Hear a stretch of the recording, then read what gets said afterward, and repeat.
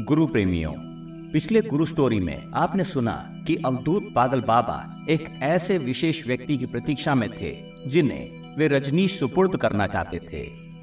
पूर्व के एक जन्म में उनसे श्री रजनीश के प्रति अक्षम्य अपराध हो गया था, जिसके प्रायश्चित स्वरूप उन्होंने उनकी सुरक्षा का प्रण ले रखा था। उन्होंने रजनीश को यह भी बताया कि किसी भी बुद्ध पुरुष की पहचान कम से कम 3 जागृत पुरुषों द्वारा होनी चाहिए। उन्होंने इसे अति आवश्यक बताया।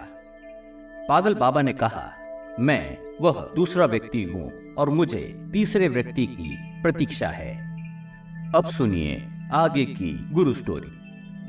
आखिरकार बाबा की चिंता का कारण जानकर रजनीश कुछ हद तक तो निश्चिंत हुए थे, परंतु अभी भी उन्हें एक बात समझ में नहीं आ रही थी। बाबा ने कहा था कि वे दूसरे व्यक्ति हैं, तो फिर पहला जागृत व्यक्ति कौन था जिन्होंने उन्हें भावी बुद्ध पुरुष होने की बात पर मोहर लगाई थी। वे सोचने ही लगे थे कि अचानक उन्हें मग्गा बाबा की याद आ गई। मग्गा बाबा जो पागल बाबा की तरह ही संबुद्ध अवधूत थे। यह उन दिनों की बात है जब रजनीश नाना के मृत्युपरांत अपने माता पिता के साथ गाडरवारा आकर रहने लगे थे। उसी गांव में बाबा कहीं से आकर बस गए थे। उनका नाम था मग्गा बाबा। वे गांव के एक पुराने पेड़ के नीचे बस गए थे। सामान के नाम पर उनके पास बस एक कंबल था और एक मग्गा। वे किसी से बात भी नहीं करते थे। कुछ पूछने पर वे मग्गा आगे करते थे, इसीलिए गांव वालों ने उनका नाम मग्गा बाबा रख दिया था। वे कई दिनों तक उसी पेड़ के नीचे बिना खाए पिए बैठे रहे, जिसके कारण गांव वालों की उन पर श्रद्धा बढ़ गई थी। गांव के बड़े बुजुर्गों ने जब उनसे बात करने का प्रयास किया, तब भी बाबा कुछ न बोले। जोर डालने पर वे कुछ उटपटांग सा कह देते थे जो किसी भी भाषा में न होता, और फिर जोरों से हंस देते, जिससे पूछने वाला इतना डर जाता कि भाग खड़ा होता, जिसे देखकर बाबा और जोरों से हंसते। कई गांव वाले उनके डर से दूर ही रहते थे। बाबा जिस पेड़ के नीचे बैठते थे वह बालक रजनीश के स्कूल के रास्ते पर पड़ता था। जब भी श्री रजनीश वहां से गुजरते तो बाबा उन्हें बड़ी मीठी मुस्कान देते। रजनीश भी उन्हें देखकर मुस्कुरा देते। ऐसा कई दिनों तक चला। दिन भर गांव वाले और अन्य लोग उन्हें घेरे रहते, परंतु रात में वे बिल्कुल अकेले होते थे। दिन हो या रात, वही पेड़, वही कंबल, वही स्थान। ठंड में वे धूनी रमा लेते थे। उन्हें याद करते हुए ओशो कहते हैं, मग्गा बाबा अनोखे पुरुष थे। उनका चेहरा किसी रोमन कलाकृति के उत्कृष्ट नमूने से कम न था। बाबा से आध्यात्मिक ऊर्जा निरंतर बहती रहती थी। उनके मुखमंडल का तेज अद्वितीय था। उन दिनों को याद करते हुए ओशो आगे कहते हैं, बाबा के प्रति मेरी जिज्ञासा बढ़ती ही जा रही थी। चूंकि दिन में वे लोगों से घिरे रहते, मैंने निश्चय किया कि रात में उनसे मिलने जाऊंगा। तब मैं बालक ही था। एक रात मैं परिवारजनों से छुपकर बाबा से मिलने गया। वह सर्दी के दिन थे। रात के करीब 2 बजे होंगे। बाबा कंबल ओढ़कर लेटे थे। मैं चुपचाप जाकर उनके पास बैठ गया। अचानक बाबा मेरी तरफ घूम गए और हमारे नेत्र मिल गए। उसी क्षण बाबा और मेरे बीच एक अटूट संबंध स्थापित हो गया। उसी रात मुझे पहली बार यह ज्ञात हुआ कि बाबा अच्छा बोल सकते थे और कई भाषाओं के जानकार भी थे। बाबा और मेरे बीच अनेक विषयों पर बात भी हुई, जिसे सार्वजनिक नहीं किया जा सकता। बाबा शब्दों से कम अपने अस्तित्व से ज्यादा बोलते थे। बाबा मौन की भाषा बोलते थे। उनके सानिध्य में मुझे आध्यात्मिक पौष्टिकता का अनुभव होता था। फिर तो जब जब मुझे मौका मिलता मैं उनसे देर रात मिलने पहुंच जाता, परंतु यह हमेशा संभव न होता। कभी कभी तो मुझे उनकी इतनी याद आती कि मैं दिन में ही उनसे मिलने पहुंच जाता, परंतु वे लोगों से घिरे रहते। मुझे देखते ही बाबा कुछ ऐसी हरकतें करते कि लोग डर कर भाग खड़े होते, फिर हमें एकांत मिलता। ओशो कहते हैं कि बाबा ने मुझे कभी भी किसी भी प्रकार का दिशा निर्देश या मार्गदर्शन नहीं किया, परंतु उनके सानिध्य में मुझे बड़ी सहायता मिली। मैं मग्गा बाबा का कृतज्ञ हूँ। मेरे अंदर की सुप्त अज्ञात शक्तियों को जागृत करने में बाबा का बड़ा सहयोग रहा। बाबा के साथ बिताए हुए वे दिन मेरे लिए बड़े मूल्यवान हैं। एक तरह से वे क्षण मेरे लिए जीवनदायी साबित हुए। जितना मैं बाबा के साथ हंसा, वैसा कभी फिर नहीं हुआ। बाबा को याद करते हुए श्री ओशो आगे कहते हैं, एक बार जब मैं और बाबा अकेले थे, तब बाबा ने मुझसे कहा, रजनीश, जीवन जितना दिखाई देता है उससे कहीं अधिक है। इसके भारी आवरण पर रुकना नहीं है, इसकी गहराइयों में जाकर जड़ों तक पहुंचना है। ओशो कहते हैं, यह मेरे लिए बड़ी बात थी कि जो किसी से बात भी नहीं करते थे, उन्होंने मुझसे यह कहा था। इससे पहले बाबा ने कभी भी इतने साफ शब्दों में नहीं कहा था। यह सुनने के बाद मैं जोरों से हंस पड़ा और बोला, बाबा, मैं हमेशा से जानता था कि आप साफ सुथरा बोल सकते हैं। बाबा पहले जोरों से हंसे, फिर अपने मुंह पर उंगली लगाकर बोले, यह बात किसी से कहना नहीं, यह गुप्त रहस्य सिर्फ हम दोनों ही जानते हैं। वादा करो कि मेरे जीते जी तुम इस बात को अपने तक रखोगे।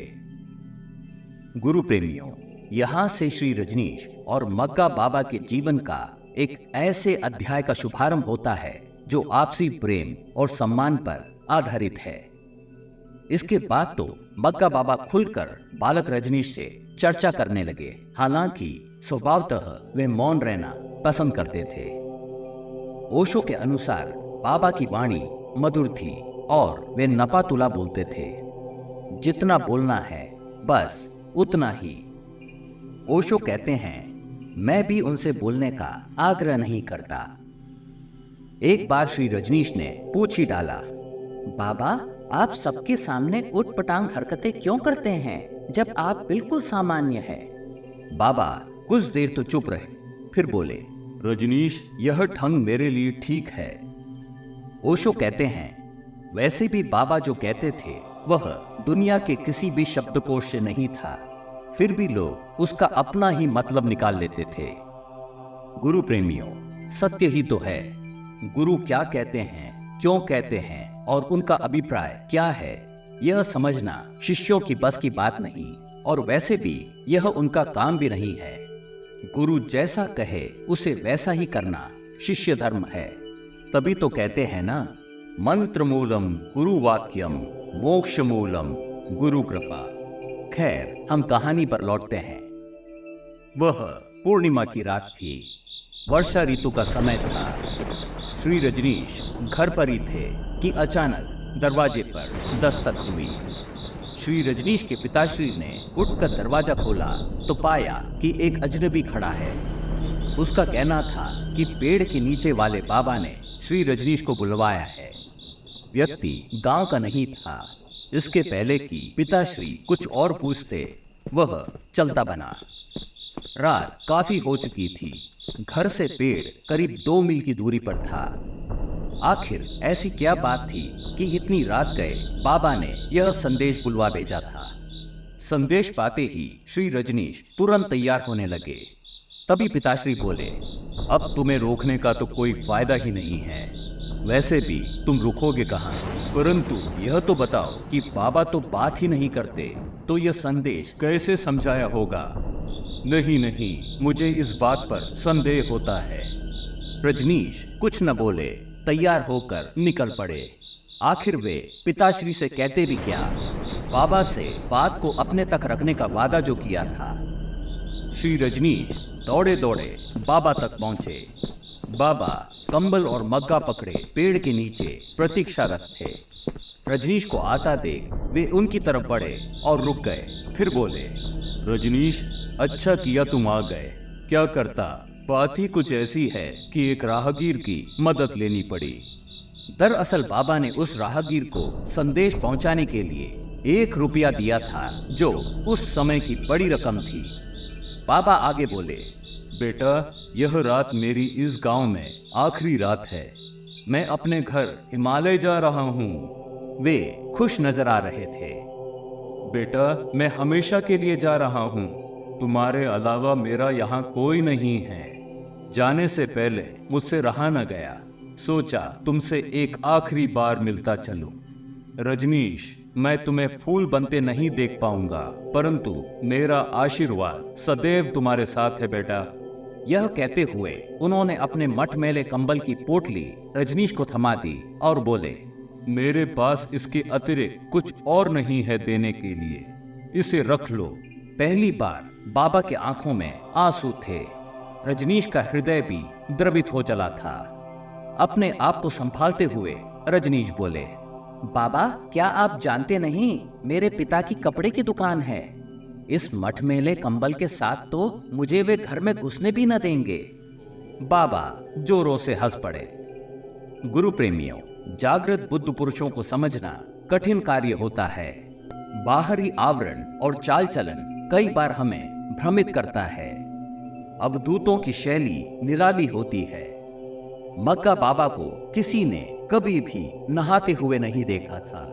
वे हमेशा धूल मिट्टी में बैठे रहते थे। शरीर पर मैल की एक परत जमा हो गई थी। स्वयं ओशो के पिताश्री भी उन्हें समझने में असमर्थ थे। बाबा का बालक रजनीश को कंबल देना एक विशेष बात थी, जिसे समझने के लिए आध्यात्मिक ऊर्जा विज्ञान के उच्च कोटि के ज्ञान की आवश्यकता होगी। बालक रजनीश इसके महत्व को भली भांति जानते थे, परंतु वे कंबल को अपने छोटे से घर में ले जाने में असमर्थ थे। आखिर श्री रजनीश के अलावा ऐसा कोई न था जो कंबल की विशेषता को जान पाता। इसी विषय पर ओशो ने कहा है, मुझे अफसोस है कि मैं बाबा का यह कंबल संभाल न सका। कंबल मैला तो था, पर भगवान बुद्ध तुल्य बुद्ध पुरुष का था। एक आखिरी बार बालक रजनीश को आलिंगन कर बाबा उसी रात गांव से चले गए। गांव वाले उन्हें ढूंढते रह गए, पर बाबा न मिले। यह थी मग्गा बाबा की स्थूल शरीर में रजनीश से आखिरी मुलाकात। पर कहानी यहाँ खत्म नहीं होती। इसके आगे की कहानी हम आगे की गुरु स्टोरी में लेकर प्रस्तुत होंगे। तो गुरु प्रेमियों, अब आप जान गए होंगे कि रजनीश को पहचानने वाले पहले जागृत पुरुष मग्गा बाबा ही थे। इसीलिए अवधूत पागल बाबा ने अपने आप को दूसरा जागृत पुरुष बताया। गुरु प्रेमियों, मानो तो शंकर अन्यथा कंकड़। यह कोई संयोग नहीं था कि एक एक कर हिमालय से उच्च कोटि के योगी आकर श्री रजनीश के आसपास बस रहे थे। यह एक सुनियोजित कृपा का हिस्सा था। बालक रजनीश की सुरक्षा करना आवश्यक था। गुरु प्रेमियों, कभी कभी सत्य कल्पना से परे होता है।